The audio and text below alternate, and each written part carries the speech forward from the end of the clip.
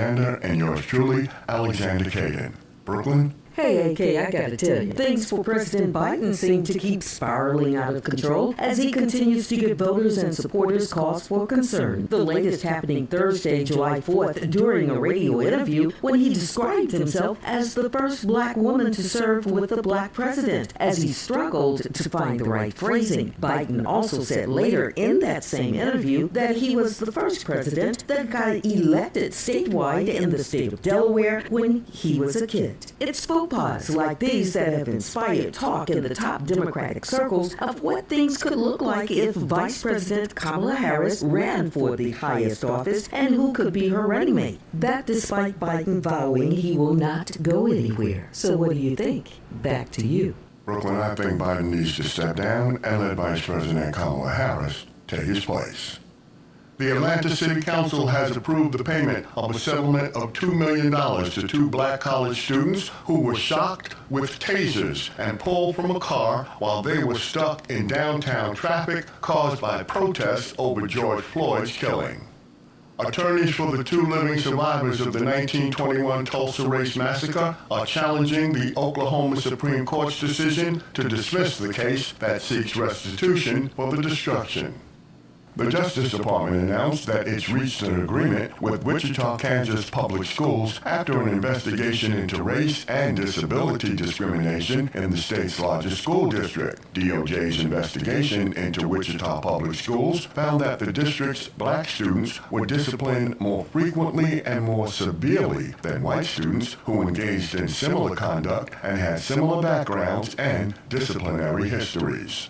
We at UNN agree with Kerry Washington, who says if Donald Trump can run for president as a convicted felon, then we should remove the felon box from job applications. You've been listening to Urban Network News. For more national news and information for and about people of color, visit our website at myunn.net. And while you're there, click the Afric Air coin picture and check it out. That's the Afric Air coin picture on our website at myunn.net. All right. Welcome, and we're glad to have you here for the BFTAA and More show. That was Urban Network News that you just heard, and it gave you some information talking about President Biden still suffering or trying to come back from a poor debate performance, and now even running into problems when he's doing the news interviews. So Biden right now is definitely in a fight for and as it should be, for the nomination. I think there should have been some people, or they weren't really doing the primary challenges, but some of the candidates should have had primary challenges with Biden as we were coming up to this, just like the Republicans did, even though Donald Trump didn't show up, that we could have gotten a sense, and Biden could have gotten a sense of what's going on. It's not that he's too busy to do debates or to do interviews, because all other presidents have had to do that too while running the country if they're running for re-election. So this is something that happens.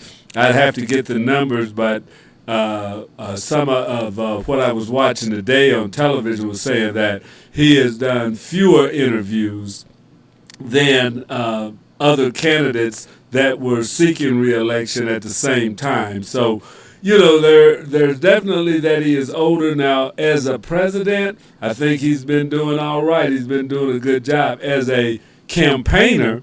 And even before this, his campaigning has not been his strength. There's some, like they say with Barack Obama, who was eloquent, who could talk, who could speak, and all of that. And there's even Donald Trump, who's more of a salesman or a pitch man going out there that has the ability to talk and sway crowds. And same way with Bill Clinton and some of your other past presidents. Well, Biden has never been the one that could out-campaign anybody. So that's been a thing that is known about him. So as far as being president, I think maybe he can do the job, but as a campaigner, That has always been a weak suit of his, I think. That's just my opinion for what that's worth, and I'm not a political pundit. But anyway, they were talking about some of the blunders and faux pas that he made. Ronald Reagan suffered from some of the same things, that they had to slow him down from doing a lot of interviews because Reagan was always getting his foot in his mouth of saying things in the wrong order or the wrong way and stuff. And again, he was a president, was a little bit older, but got in and served 2 terms and did a job that some people say was good, but anyway, he got reelected on it. So the fact that he's not a strong campaigner should not be the leading way that we would look at judging a president, although a lot of times that's all we've got to go by is how they campaign, how they sound. But with Biden, you've got a record of what he's doing or what he has done as a president also that you can look at. But this election year is really going, it's going to only get more heated. You won't be able to throw a rock without hitting a politician somewhere. But that's the way it is in America, and we love it because that's what this country has been built on, is having these elections and having all of the candidates fight it out or campaign to see who gets the nod to be in the election. So that is a hallmark of a democracy, and that's what we want to keep. We don't want one man, one party rule. They've got that in China. They've got that in Russia. There's no other parties, and there's no other, it's just one person. And if he leaves, then it'll be another one person that comes up there, and there's no checks and balances to their power. And that's the thing that we really have to look at in our country. Do we want our country to run like a China or like a Russia? Or do we want to keep the America that we have? That's what we want to do, I think.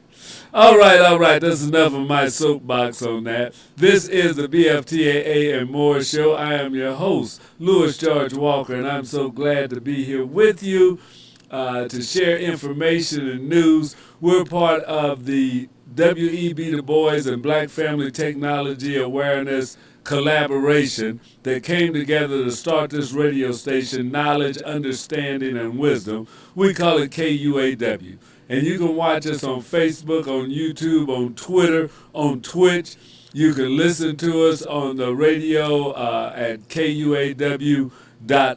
You can also see, I've got to get that Get Me Radio. Look like my type is messed up. But you can pick us up if you have internet radio or internet access. Go to Get Me Radio or My Radio Tuner or TuneIn.com. You can pick us up on all of those, on Online Radio Box, on Radio Garden. You can also pick us up if you have a Roku. We're on the Roku audio radio side. So you can pick us up on Roku, on Fire Stick. We're on most of your streaming platforms, or your major streaming platforms. So just go into Google or Microsoft Edge or Safari or whatever you got, and search KUAW, and you'll see a lot of the ways that you can listen to us. You can also go to our webpage, www.kuaw.org, and if you go to it, there's some links that you can click, or some buttons really that you push, and it'll start playing from the different sites that we're on right now. So there's a lot of ways to pick us up, and we hope that you would take advantage of that, because we need to have you listening to KUAW Radio. Also, like and share what you hear here and stuff. Check us out on YouTube. We've got playlists of a lot of past shows and guests that we've had on. We have on Facebook and on YouTube. You can look in our archives and you can play some of the old interviews with politicians, with athletes, with a lot of different people. So we would love for you to just investigate KUAW more and more and what we are doing. As I say, we are part of the Black Family Technology Awareness Association. That is our umbrella group for KUAW. Black Family Technology Awareness Association is celebrating 20 years. 20 years in Kansas City as an organization, and we're doing a lot of things. We had a lot of fun. I told you about last week where we were out and about with the young people, with families, with adults, and did a lot of interacting with people and showing them what our robotics program and things that we do to help kids and families get involved with technology. So we were glad to be able to do that, and we'll be even glad to keep doing more. Also, want to let you know that BFTAA will have a boat. I'll be the captain, Louis George Walker, in the MR 340 race, which is the Missouri River 340-mile race from Kansas City to St. Louis. I'll be captaining ship number 2004. The number on my ship is 2004, 2004. So that was the year that we started. So be sure to check us out. We're going to be leaving out of here on July the 23rd, and we hope to be in St. Louis no later than July 26th. So 23rd, 22nd, 23rd, whichever one of those is let me pull up my calendar here. Yeah, we're leaving out on the 23rd to arrive no later than the 26th, which is Friday. So that's going to be a big race that's coming up. We're going to be in it to win it, and just come on, check us out. I also have a friend of mine that's going with me, Raphael, and we'll be doing some interviews. Matter of fact, I've got an interview that's coming up on the Tyrone Gathers show pretty soon about this race. So it's 340 miles by kayak that I will be entering in. I'm already entered in, but I will be participating in the MR 340 race. So look for me, support the Black Family Technology Awareness Association, and cheer me on as we go through this race. I think we're going to have a great time. Also going on in the city, I had wanted to bring up a photo. I think this is, where'd it go? I think it's here. That's it. Yeah, that's it. All right. There is a back to school. It's that time. They're starting to talk about back to school events. And there's a back to school event that is going to be going on August the 4th. August the 4th. And that's the lady that's over this organization or this company, the Duffel Bag Apparel Company. Let me make that a little bigger for you. Yeah. Duffel Bag Apparel Company. Apparel and Bag Company, rather, is having a back to school I Am the Bag backpack extravaganza. Free empowerment backpacks will be given away. So save the date, August the 4th. That's from 12 to 4 p.m. It's in the parking lot of their store at 7308 Raytown Road. 7308 Raytown Road. And you can expect some free school supplies, music and activities, food, vendors, and fun games. The special guest will be the mayor of Raytown, Michael McDonough. So this is coming up August the 4th. It's time to be starting to think about back to school. I know the kids don't want to hear that right now. Too busy swimming and enjoying the summer. But for the parents, you want to check this out now so that there will be, I don't know if everybody gets or they're just giving away one free empowerment backpack, which looks like a special backpack that they've got. But this is the Duffel Bag Apparel and Bag Company Back to School I Am the Bag Backpack Extravaganza. August the 4th from 12 noon to 4 p.m. Duffel Bag Apparel Store parking lot, 7308 Raytown Road. And there's a lot to going on there. This is being sponsored by, as we have here, Rediscover. Let's see, let's get some of the sponsors, some ups here. Okay. Or other participants, I guess. Duffel Bag Apparel. I can't read that one. Let's see, got to get it bigger on this flyer. See, not getting that where I can read it. I still don't read what that is in the green. Anyway, the Pod, Raytown Area Chamber of Commerce, Circle K, DJ Bop, Show Me Jeepsters, okay, Show Me show me the site. Hey, this is hard to read stuff here. Anyway, Zoe's Jewels and Hat, Pro DO Youth Center, Rediscover, and Dreams KC. So all of those are sponsors at this event, and we hope that you would check it out. I wanted to get that up there. It's also going to be on our Facebook page. I've already posted it on the Facebook page so that you can see it. But support somebody and a business, and that's one thing about supporting local businesses is that they're giving back locally also. So if you have a business or organization that's doing something, you want to get promoted on KUAW Radio, online and on the air, be sure and check this out. Be sure and get in touch with us and let us know what your organization is doing and how we can help. KUAW is a community radio station, and that's what we're about doing, is getting word and information out about positive things happening in the community. So don't forget to try and check that out. It's the Back to School, I Am the Bag Backpack Extravaganza. We'll be talking about this every week for a while as we get closer to the day, but I wanted you to check that out. Also, we have another event coming up. Let's see if we can get him on here. Nope, that's not it. We got him somewhere here. Let's see. This is UNN, Urban Network. I tell you, trying to get some of these. Yeah, we've got the news on there, but I don't have the other player. Okay, well, the Black Family Technology Awareness Association also, and every week, you guys that are regular listeners know that one of the things that we do is we also like to promote STEM, science, technology, engineering, and mathematics. So we want to be sure to get our young people involved in those career fields and those educational pathways towards science, technology, engineering, and mathematics. So learning math and that logical thinking.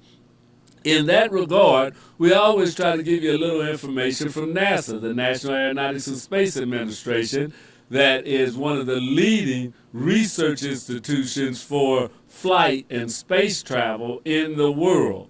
So we're going to go right now to Space to Ground and see what's going on at the International Space Station. So here we go with NASA's Space to Ground.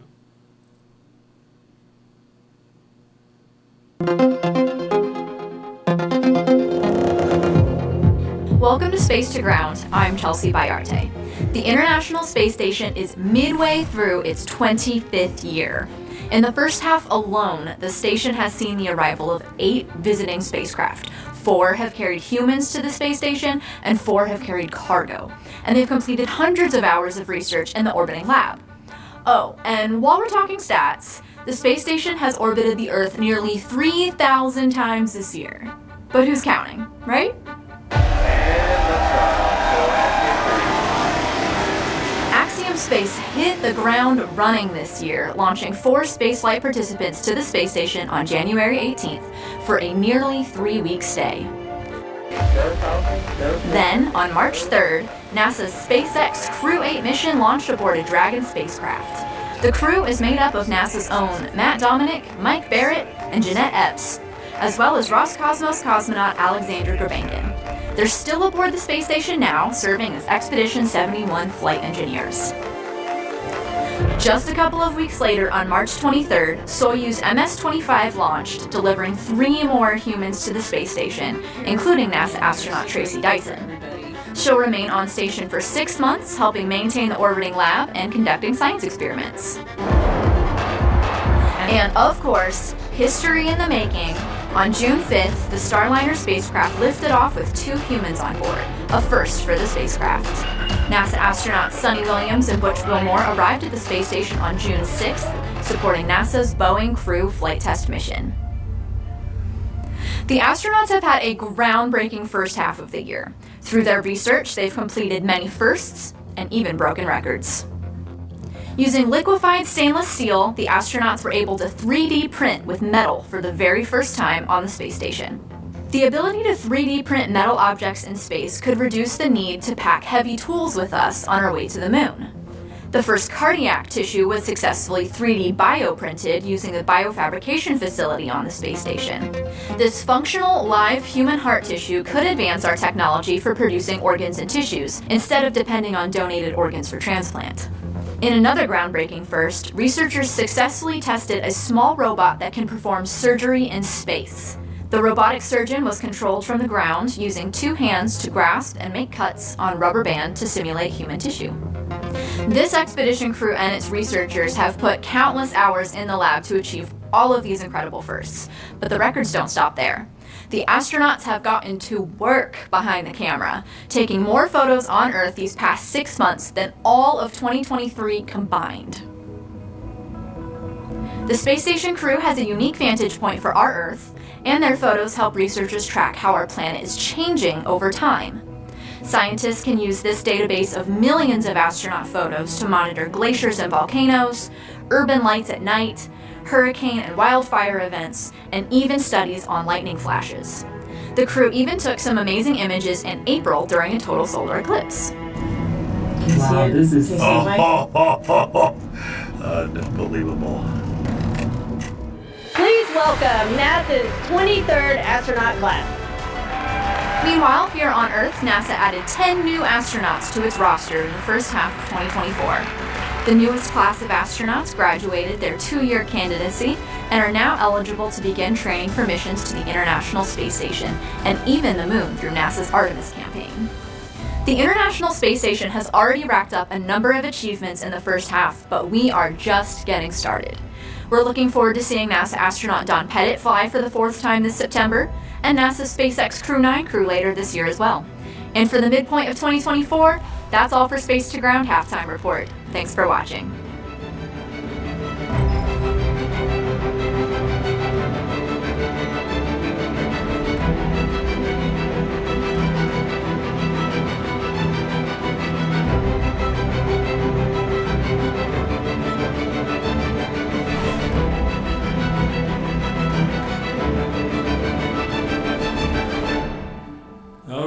All right. So that's some of what's going on at NASA and Space to Ground. Yes, they've been doing a lot of fantastic work up there.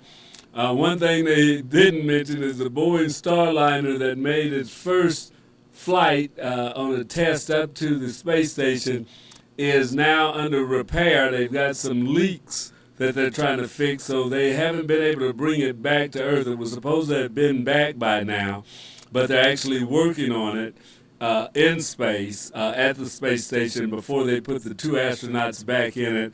They want to make sure that they can get back safely. I think they had a helium leak or more than one helium leak, but they're trying to get that fixed before they'll come back. So this is also good that they're finding out what you can work on, what you can fix, all of that.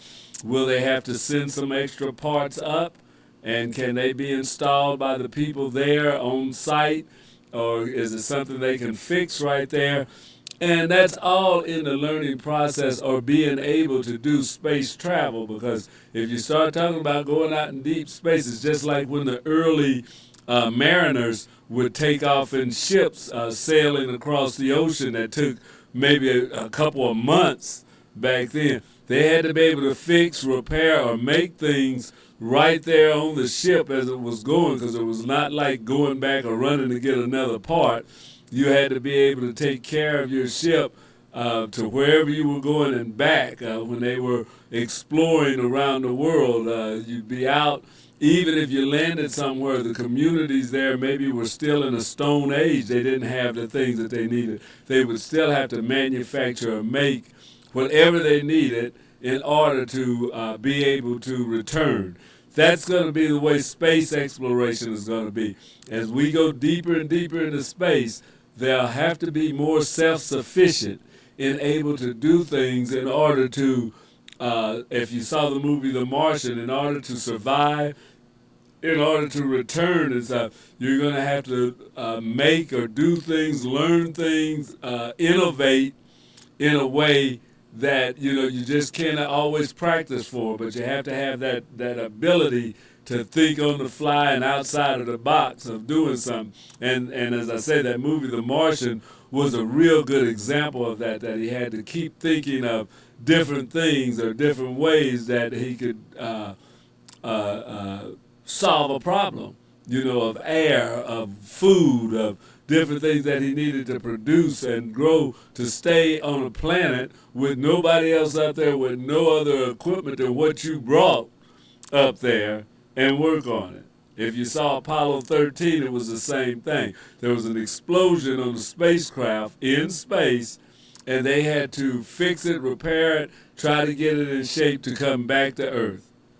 And they got into one part, the capsule part. They were able to jettison off something, but they had to do things that weren't planned for, hadn't been practiced for, to say, how do we get 3 people back? And this was real. This wasn't a movie, that they actually got those 3 people back on Earth. So I was alive at that time, back in the early 70s. So, it's not far-fetched. It's not science fiction. It's science fact that you got to be able to think outside of those boxes. But that was good. Now, the other thing that we want you to know is looking up at the stars in the heavens. NASA also supplies us with a video of what's up in the sky for this month, July. Every month they put out one, and this will be July. So let's look at now what's up for July at NASA.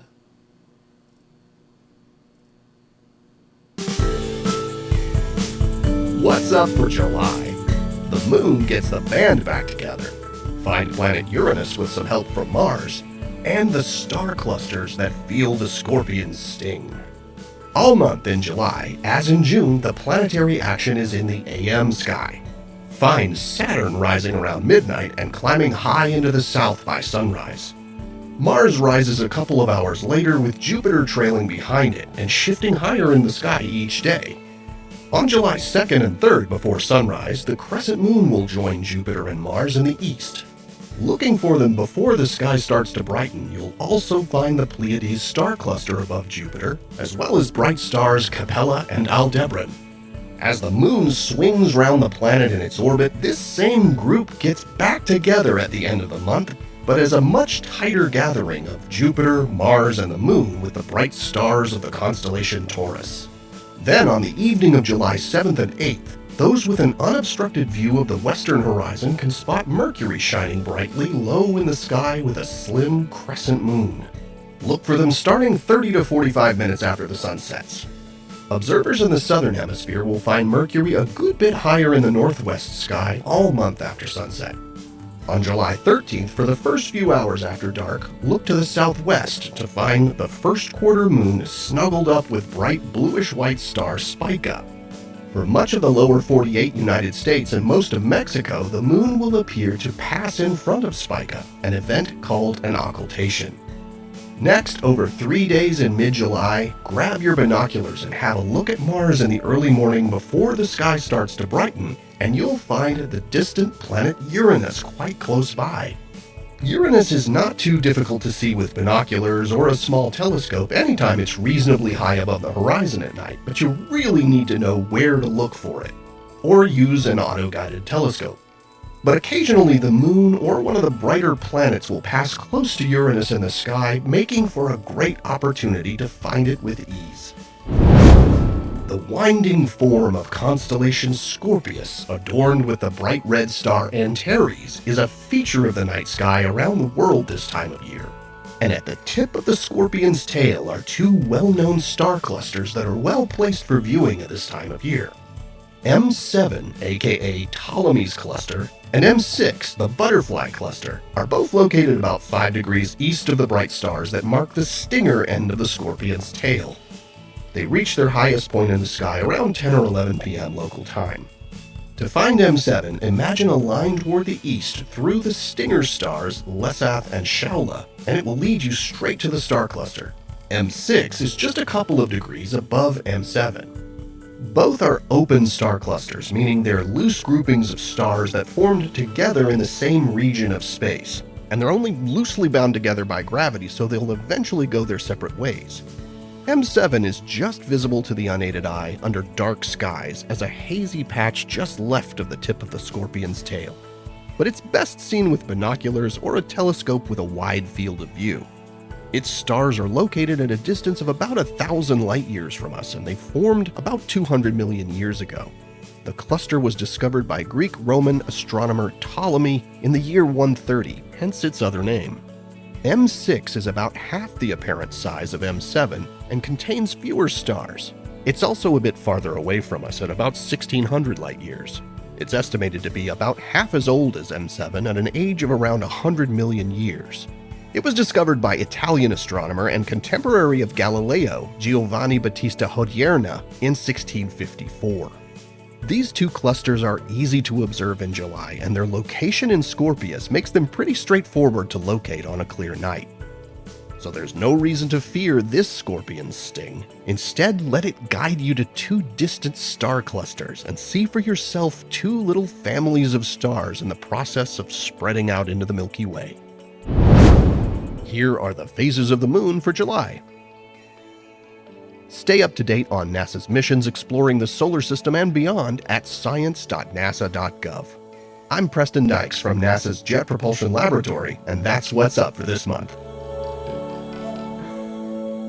All right. So that's always something good to pick up on from the Jet Propulsion Laboratory. Let me close that out. Welcome to Space to Ground. I'm Nilla Ferreira. There we go. We get that out of there. But yes, Space to Ground, what's up? A lot of those NASA videos give you some good information, and you may want to start looking up at the night sky. Be curious. If stars are not in, find something, but you have to keep yourself and your brain working, trying to do, investigating. You know, life is a learning process all of our lives.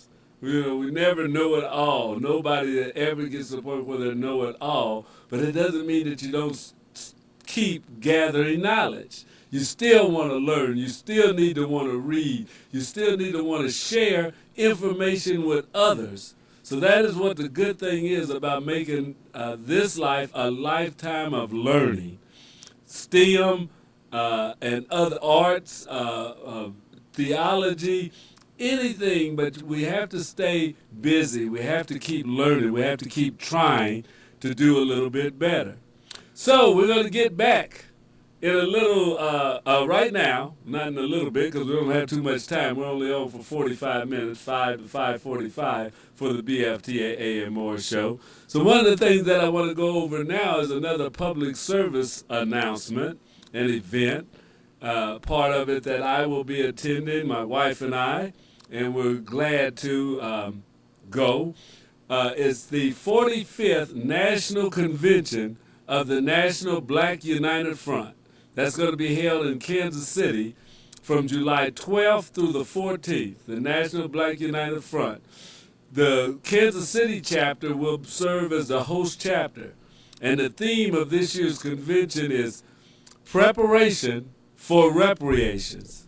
So the Black United Front has been one of the groups championed reparations for African Americans for years. Back when they started, a lot of people said that's impossible, it's never going to happen, it's a waste of time. And now, by steady, determined work, there are cities, Evanston, Illinois was a city that passed a bill and a law for the city to give reparations to African Americans that had been disenfranchised in Evanston in days after slavery. But to give reparations to the people for that time. The Black United Front and other groups have set up to where now reparations is being talked about at government levels. The city of Kansas City has a reparations committee that meets regularly. They're starting to look and investigate. Not saying that everybody's going to get $1 million and stuff. That's not really what reparations is about, but you need to really check into it. Anyway, that's the theme for this year, preparation for reparations. Building institutions for self-sufficiency and self-determination.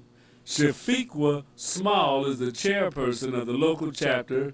Kofi Tahakra from the NBUF Houston is the national chair. So here's some of the convention details that are going to be going on starting Friday, July the 12th. The kickoff is going to be July the 12th at 7 p.m. with an opening rally at the Mohart Center, 3200 Wayne. The theme of the rally is Battling Healthcare Apartheid, a case for reparations now. There will be brief presentations from several black community members whose organizations address food sovereignty, healthcare, fitness, and nutrition. The featured speaker at the rally will be Malik Yakini, who until recently was the executive director of the Detroit Black Community Food Sovereignty Network. The DBC-FSN was established to ensure that Detroit's black population would play a significant role in local food movement. So the rally is free and open to the public. So that starts July the 12th, Friday, this Friday coming up, 7 p.m. at the Robert J. Mohart Center, 3200 Wayne in Kansas City. That's on Linwood Boulevard and Wayne. The convention workshops will take place on Saturday, July the 13th, at the Bruce Watkins Cultural Center, located at 3700 Dr. Martin Luther King Jr. Boulevard. The workshops will be held from 9 a.m. until 4 p.m. There will be 4 workshops. The Food Sovereignty Workshop will be held by Eluzla Jade and Ryan Tinney of Sankara Farms, and Steroyce and Anthony Neely from Global One Farming.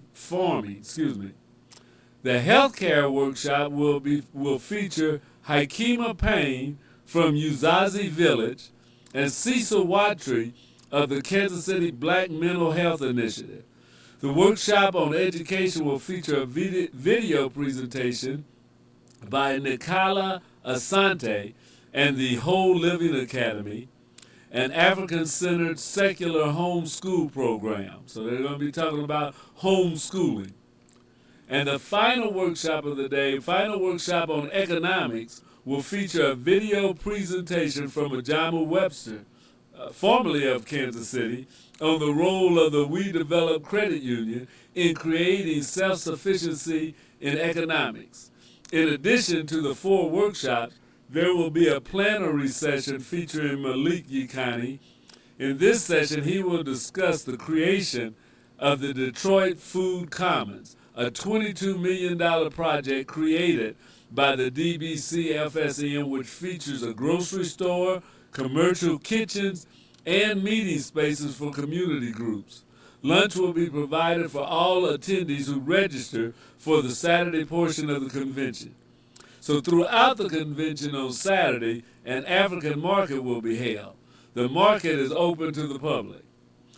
On Saturday evening, and this is why I come in because I'm going to this, on Saturday evening, NBUF KC is bringing back the popular African Heritage Ball. The African Heritage Ball. The ball will be held at the Industrial Event Center located at 1670 East 63rd Street in Kansas City. The ball will be catered, and in addition, representatives from several local organizations will offer samples of their cuisine. African attire is optional. The convention will conclude on Sunday morning, July 14th, with a spiritual circle from 9 a.m. until 11 a.m. This event will be held at the Alaya Center, 1814 Oak Street, and will be led by Rhonda Penny. The spiritual circle is open to the public. So, that's what's going to be going on. There's a convention, there's going to be an African market, there's going to be a lot of interesting workshops on healthcare, on education, on economics, on food sovereignty.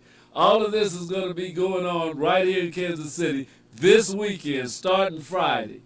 To register for the convention is $50. And to purchase tickets to the African Heritage Ball is $75. Or you can just donate to the National Black United Front. Go to nbuff.net and click on the registration link. Also, NBuff KC can be contacted directly at 913-703-6632. Or you can contact Mickey, but I don't want to give out his number because he may not want that out. But anyway, I talked with Mickey and Mickey Dean, and he's been really working hard, promoting this, getting things together for the NBuff. And the National Black United Front has been around, I believe, for more than, what's the 45th National Convention. And I think they've been around close to 50 years. But this is the national convention of the Black United Front. So that's an organization that works to uplift the lives of African Americans, not only in this country, but other places too. But this one is made, they're connected with groups that are working with the whole diaspora. But the National Black United Front basically works in the United States. And it's been around a while. They're doing good work. We ought to support them. I'm going to the African Heritage Ball. If you're going, let's say hello. I'd love to see you there. And the African Market that's going to be open Saturday at the, what is that? Go back to that. Just a second. I think that's going to be at the Bruce Watkins Center. Yeah, the Bruce Watkins Cultural Center at 3700 Dr. Martin Luther King Jr. Boulevard. So that's between Cleveland and Swope Parkway or Benton Boulevard on Martin Luther King Jr. Drive. So be sure and check that out. So if you want to buy some African art, if you want to buy some clothing, anything like that, this will be the place to go and the time to get there. So I hope that you enjoy. I hope you remember the things that are coming up. Not just this weekend, but in the future. I told you the back to school event that's going to be happening August the 4th at the Duffel Bag Place. I'll be putting that back up again. And there was a food summit. I didn't show you that. Ooh, I'm going to go over time just a little bit. Let me see if I've got that up. No, that was the back to school thing. Let's see. I don't know if I've got that. Well, I can bring it up for you. Oh, we'll have to do it next week. Maybe. Yeah, but I don't think we have that. Well, I wanted to have it anyway. This is UNNWA. No. Okay. There is another event, a concert that's going to be going on. Be sure and check out our Facebook page. I will be putting that up. There's more information that we'll be sharing with you. So go to KUAW-radio on Facebook. That's KUAW-radio on Facebook. And we'll be posting events there about the National Black United Front, about the Back to School event, and about a concert that's going to be happening this month. So a lot of these are fundraisers for local organizations, local groups. We need to support our own organizations and groups within the community that are working to improve things and ways within the city, because as you uplift the least in a community, you uplift everybody. So let's be a part of that. Let's help to be a part of the solution and not a part of the problem. Thank you for joining me at the BFTAA and More show. We won't have, this is the second Monday, so Shifting Paradigms will be on next week. So be sure to join us next week at 6 o'clock after BFTAA and More for Shifting Paradigm. This is it for tonight. We're going back to our regular scheduled programming, or our pre-recorded programming, music and more, that's going to be happening right now. So keep listening to KUAW Radio. Like us, share us, tell your friends about us. Thank you for joining the BFTAA and More show. We'll be here next Monday from 5 to 5:45. Also, don't forget, support the MR 340. Watch our kayak as we enter the race from Kansas City, Kansas, Call Point, to St. Louis, Missouri. That's going to be happening July the 23rd. Look for boat 2004. 2004 will be the Black Family Technology Awareness Association's vote. So, that's it for today. We'll see you later. Have a great week. This is George Walker with BFTAA and more signing off. Thank you very much.